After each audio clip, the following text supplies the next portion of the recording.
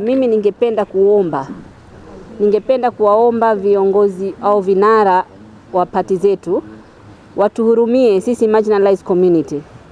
Watusaidie katika mambo haya kwa sababu sisi ni wa Kenya na tunataka kubaki wa Kenya. Na tunataka tuwe Kenya moja, tuwe na uwiano mzuri.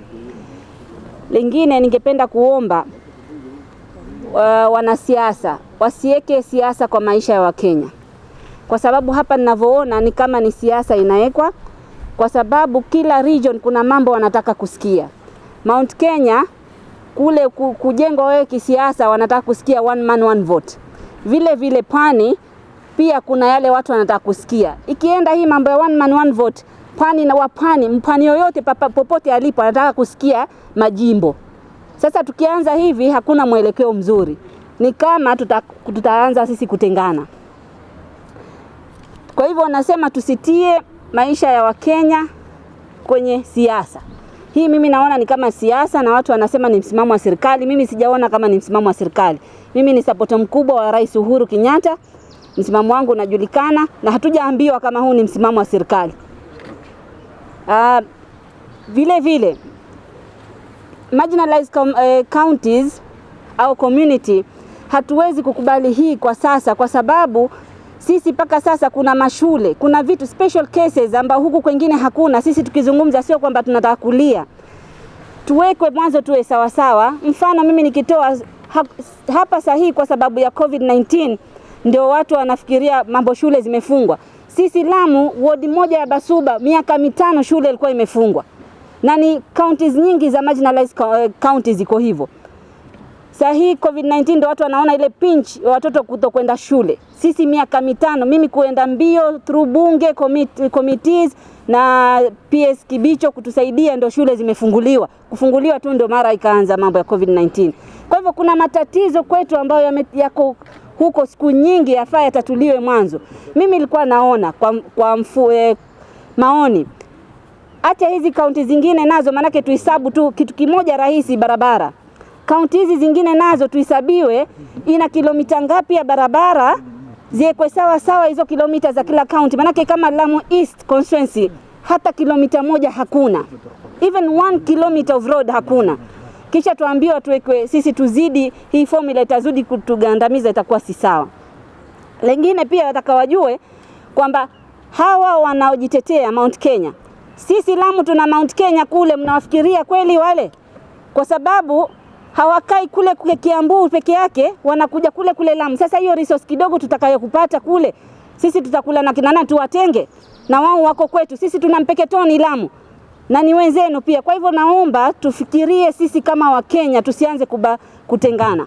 Kwa sababu wao hawakai Kiambu, kuna sehemu zingine wako Mombasa, wako Nairobi, wako kila pahali. So tushirikiane kama Wakenya, tuangalie sisi ni Wakenya kama Wakenya wengine, na rais, sisi ndio rais wetu. Sisi tutaenda wapi?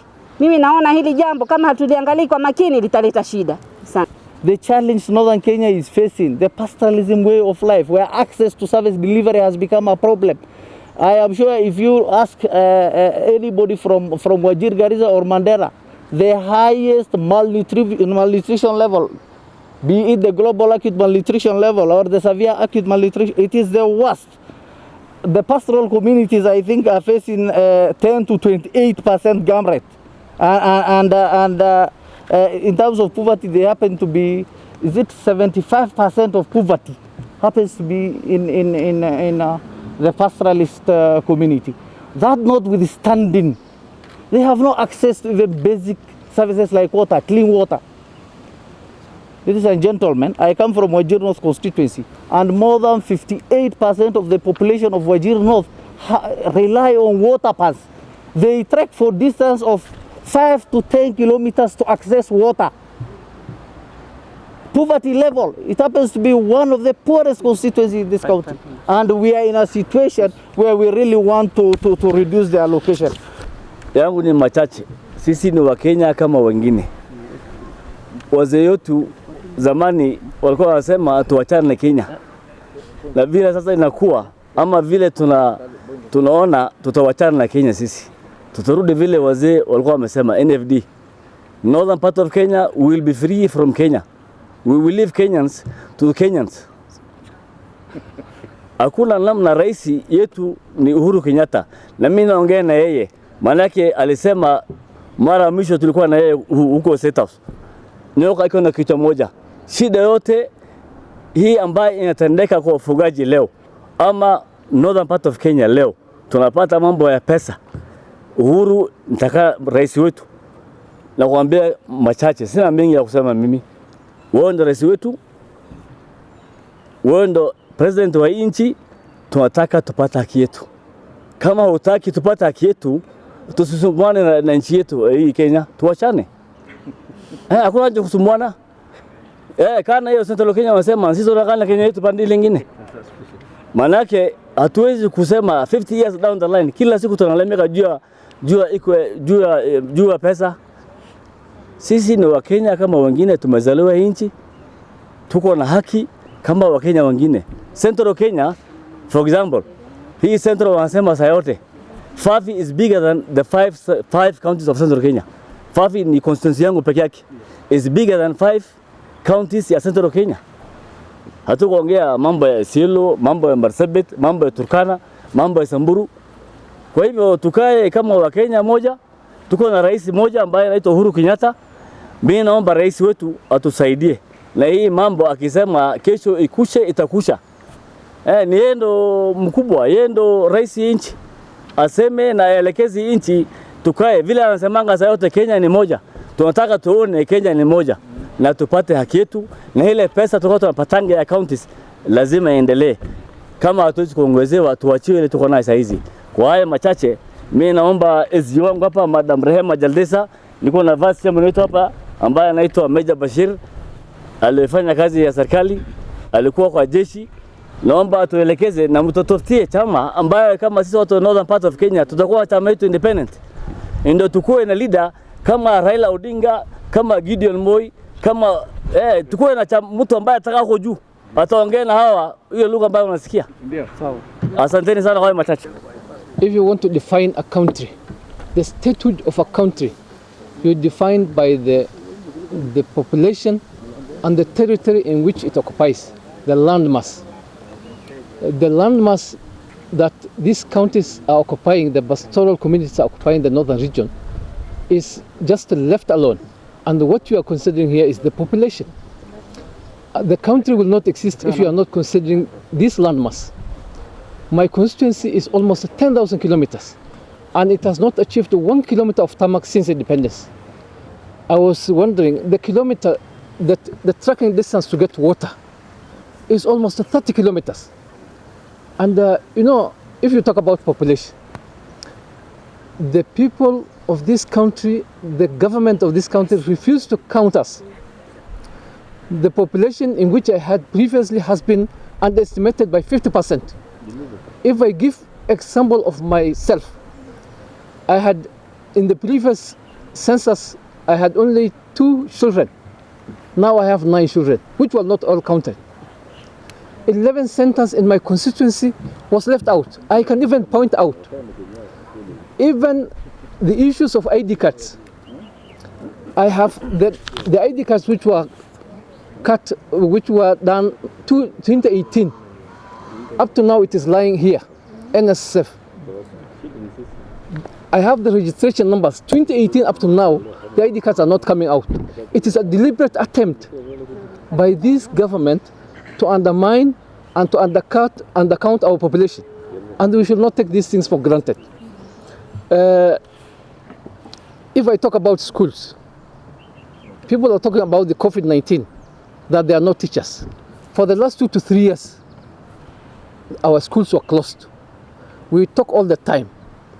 Nobody takes what we say. I don't know what we should do now. Totally, even if the issue about is population. The population, even if our numbers were, just take for example, if our numbers were small, where is the conscience of this country? Why can they not consider these counties are developed? My name is Dr. Abdi Issa. I'm the Deputy Governor for Isiolo. If you sit on Isiolo, every morning you can see Mount Kenya. So Mount Kenya does not only belong to some just few people who are saying that. I can watch every morning from my office Mount Kenya. Now, Isiolo is 25,000 square kilometers. We only have 300 kilometers of bitumen and service roads, 57 years after the independence. The nearest hospital or clinic to any person from Isiolo is 50 kilometers. Imagine a pregnant woman, 19 years old, trying to travel from her village only to reach 50 kilometers in the hospital and die in front of the hospital. Is that the Kenya we want? I am a medical doctor who has worked in a European country for many years, and I feel that we have been neglected for many years. And what is being proposed in the Senate at the moment is asking for another scorched earth policy. That is what is going to do, scorched earth policy where people cannot survive. I want to thank Senator Johnson Sakaja, who gave a statistical analysis on what is going to happen that some of our land colleagues could not understand. The one mantra shilling will work, and it is working now, but it is also not a good statistical proposal that is going to help my own county and the counties of NFD. So what I'm calling, the parties that are there at the moment has not worked very well for the people of Northeastern. So I'm asking my colleagues, I have joined the members of parliament today from the Northern region, and I'm asking them that, and I've been crying for this. It is high time that we form a party that will form and be informed of the needs of our people, so that that 19 years old lady who is pregnant can get safe to a hospital, that the roads will be built, that will have water.